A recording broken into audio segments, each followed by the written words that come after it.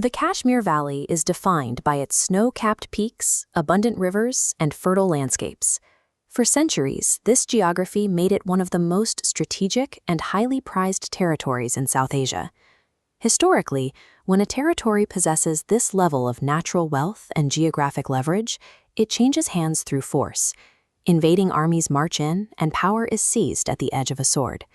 Yet, in the 13th century, the valley's religious and social landscape began to reorient itself, moving toward Islam, even though its borders remained free of foreign military campaigns.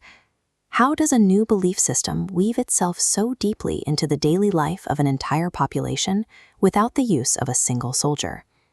The arrival of Islam in Kashmir succeeded through a specific combination of interpersonal character, strategic political alignment, and regional trade development. During the 13th and 14th centuries, the mountain passes of Kashmir opened to a steady stream of merchants and Sufi scholars filtering into the valley. Among these arrivals was Hazrat Syed Sharafuddin Abdul Rahman, known as Bulbul Shah. He did not mandate adherence to his faith. Instead, he relied on husn-e akhlaq, demonstrating his character and deep humanity through his daily, personal interactions with the local population. This focus on ethical conduct yielded a significant political result.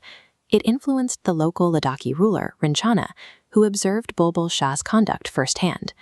Following these interactions, Rinchana officially embraced Islam and adopted the title Sultan Sadruddin.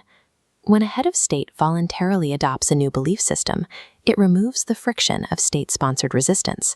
This created a secure political environment where the new faith could establish itself at the highest levels of society. But a ruler's conversion at the top does not automatically change the difficult daily lives of the working class below. To reach the wider population, the new faith had to offer more than just a change in leadership.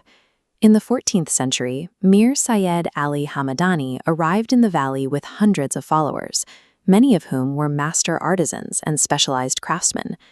This illustrates how he tied dini talim, religious instruction, to the practical mastery of daskari, handicraft skills.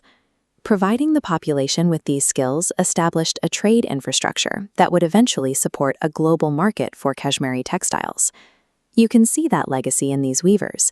They operate a traditional wooden loom, using the exact complex techniques introduced by those 14th century artisans.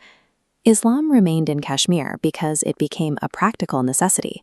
It provided the skills that formed the backbone of the region's economic survival. Today, this history is visible in the valley's architecture.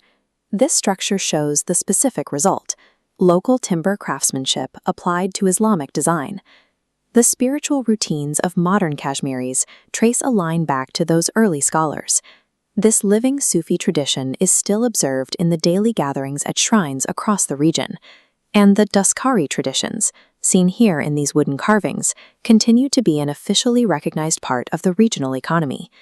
Territory can be seized by an army, but the history of Kashmir shows that ilm, or knowledge, and achhe akhlaq, good character, are what secure a lasting place in a people's culture. If you want to see more of how history and geography shape our world, subscribe for our next documentary.